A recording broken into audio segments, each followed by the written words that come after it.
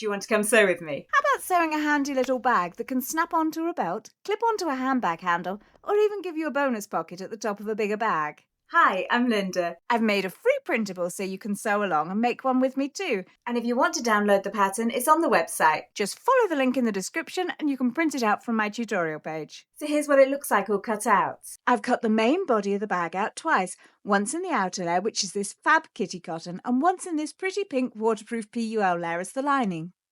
There's a centre marking on the pattern for these, so I've transferred that on with a fabric marker. For the straps and the front flap, I've cut 2 cotton pieces for each, plus a layer of stiff iron-on interfacing. I'll be using some cam snaps and a press later too, but you could use poppers or Velcro if you prefer. I've ironed the interfacing onto the back, so on the sides I want to face upwards. Then I'm going to pop those right sides together with their matching strap or flat piece, and then they're ready to sew. I've selected a straight stitch, which is all I need for this project. I like to start with a couple of stitches forwards and backwards to secure the thread ends. Then I'm just sewing all the way around, slowing down slightly as I come around the curve so it stays smooth and even, leaving the short straight edge open at the end. I'm going to repeat those same steps for the other strap. I find a slightly shorter stitch length than usual, around 1.5 to 2 millimeters, helps give it a nicer curve. If the stitch length's too long, it can look a bit jaggedy and angular. Again, I'm just securing the stitching at both ends, then again exactly the same for the bag flap too. I like how the extra structure from the stiff interfacing not only helps these parts keep a nice crisp shape, but it'll also make the snaps feel much sturdier to pop and unpop too. Don't worry if your raw edges are looking all scruffy, you won't see them by the time we're done. Around these curves, I like to snip the seam allowance towards the stitching like this. I'm just making sure to stop just short of the thread. Then when I turn it, that'll let the fabric move around better so it can lie flatter, and that'll look much neater. I like using long nose pliers to be able to grab the fabric at the end from inside. Then I can ease it out and just give it a little prod around the seams to smooth it. A quick press with a hot iron flattens the seams out beautifully, and that'll make the next step much easier. I'm adding a line of top stitching around the edges, just following around the sides and the curved top. It helps the seam stay nice and flat, and that'll help it keep its shape perfectly. I'm going to pop that off for the side, and then we'll come back to that in a bit. So here's the outer fabric for my pouch. Remember that centre marking I put on it? I'm lining that up first and then pinning that part in place. I've got the pattern sides of the fabric in the middle facing each other, and once the middle point's fixed, I'm just curving the other sides around so I can clip them in place too. Let's go sew the bottom part. I'm stitching a straight line to the centre point, then leaving the needle down, I'm going to pivot on the spot, and then I can just sew straight across the other side. Little forwards and backwards at the start and end helps to keep everything nice and secure. Next, I'm going to take one of the side pieces and bring it up to meet this edge. Either of the front seams is fine, I'll be sewing them both the same way. I'm lining up the pieces in the middle first, and the rest just falls into place. I like to start my stitching from the top of the pouch, sewing downwards towards the bottom. That way, when I reach my earlier stitching, I can stop like this, gently move the extra fabric out of the way, and stitch over here, making sure my stitches overlap. That way I know I won't find any tiny gaps at the corners after. Easy enough so far, right?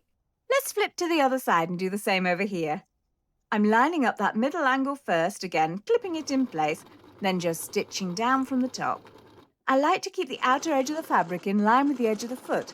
I find that helps my stitching stay nice and straight. At the end, just swiveling my fabric out of the way again so everything closes up neatly. So the front should be looking like this now. I'm going to quickly repeat the steps for the remaining 2 seams. For these 2 back seams, I haven't got to worry about overlapping seams at the end, so it's just a straightforward seam here.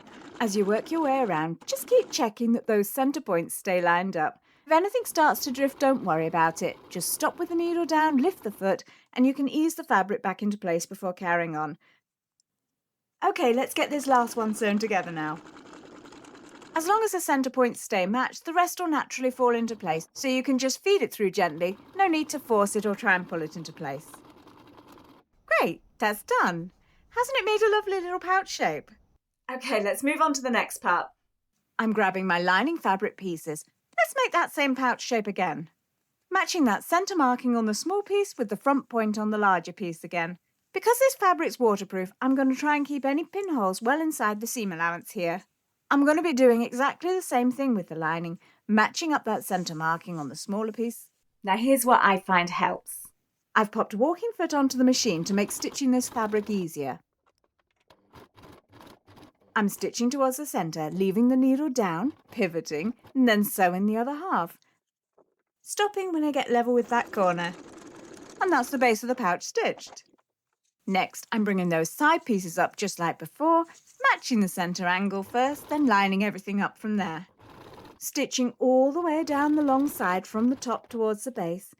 Again, just pivoting towards the end, shifting the extra fabric, and then my stitches can overlap. And that'll close up the bottom nicely. Let's do the other front seam. PUL fabric can add a bit of friction when the backing side's facing upwards, and that's why this Walking Foot's really useful at helping to feed it through and stopping the top layer from dragging and getting distorted. If you're using a regular foot, you could try sandwiching it between stabiliser or tissue paper. That can really help too, just make sure to tear it away afterwards. On one of these lining side seams, I want to leave a small gap so I can turn the bag through it later.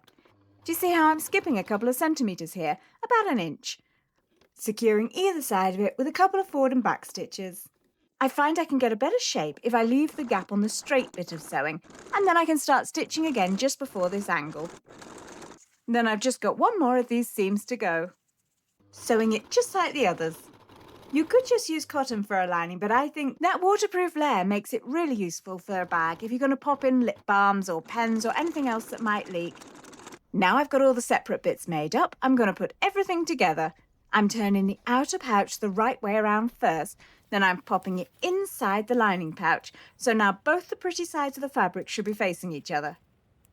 I like to clip the seams together first. I find when they're matched up, everything else tends to fall nicely in place. Next come the tabs. I've got the bag flap with the outer pattern facing upwards, then the short tab with the outside pattern facing down, then the longer bag flap with the outside pattern facing upwards on top. Then I'm just going to secure all those layers together next. So I'm stitching a line just inside the seam allowance here, and that will hold these tabs in position. I've got the back of the bag facing down on the table, and I'm putting the whole bundle, flap side down, between the lining and the outer fabric, making like a little fabric sandwich. Then I'm just stitching all the way around the top. I've got a thick fabric foot on my sewing machine because it bumps up and down easily on and off of those pouch flaps and tabs, but a Walking Foot would work well here too for feeding all those layers through. If you haven't got either of them, you might want to just sew a bit more slowly on this section, and you might want to tack your tabs in place first to help this bit too. I like to keep pausing and just rearranging the fabric as I go. I'm just going to snip my starting thread so it doesn't get caught underneath when I come back over it at the end. Although I've sped this up for you, I find it much easier to get this bit perfect if I just take my time and go steadily. Now let's put it all the right way around by bringing everything through the hole I left in the lining. I find it's easiest just to reach through and grab the tabs first, then gently ease the rest through afterwards. Once it's out, I'm going to close that hole over with a few stitches. It'll be hidden inside, but you could hand sew it if you want it neater. I just need to tuck the lining back inside and straighten out those seams. You see how I can pinch in these edges like this? That's what gives the pouch so much space when it opens back out. To give it an even neater finish, what I like to do is add a line of top stitching just around the top edge. A simple straight stitch all the way around. I find this helps the lining stay put, but it also gives the bag a really nice finish. Plus this extra layer of stitching over the tabs gives it a bit of extra strength too. Again, I'm just taking little pauses to keep rearranging that fabric as I go. And as I get round to the end, just making sure that starting thread's out the way. I really love it when it all comes together nice and quickly like this. Now just the closure to add. I'm using cam snaps for mine. I start by making a small hole in the flap with an awl. Then I pop the snap pieces in place and press them together with the press. To line it up perfectly, I like to fold the flap down and see where it naturally sits before adding the other half of the snap. Velcro or sew-on poppers would work nicely here too if you prefer. I'm also adding snaps onto the two strap tabs right near to the end, just in the middle of that curved part. Then I can pop them open and close to form a little loop, and I can attach it to anything. If you want more help with cam snaps, I've got a video that I'll put a link for in the description. Ta-da! What do you think? It's all finished and ready to use. Do you want to see my favourite ways to use it? It's great for clipping onto a belt, or attaching to a bag handle, or for popping inside the top of a larger bag so everything stays handy, ready to grab at the top. I really hope you enjoyed that, and if you have a go at making your own, I'd love to know how they come out. Don't forget to follow us, and I'll be back again soon. Bye!